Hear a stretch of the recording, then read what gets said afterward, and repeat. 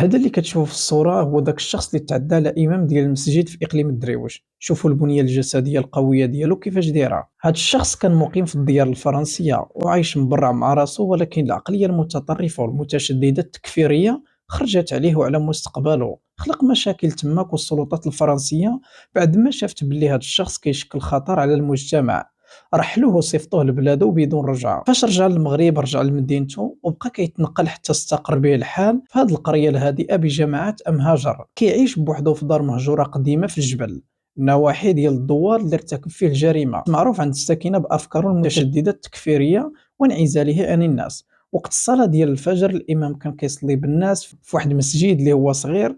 العدد ديال المصلين ما كيفوتش 10 ديال الاشخاص، اغلبهم رجال كبار في السن. في اللحظه اللي كانوا كيصليو جبد هراوه وقصد الامام نزل عليه للراس حتى مات مسكين. الامام الله يرحمه رجل طيب ومشهود له بالصلاح. السبب لحد الان ما معروفش، ولا حول ولا قوه الا بالله. المصدر ديال المعلومات شهود من بعض الصفحات المحليه.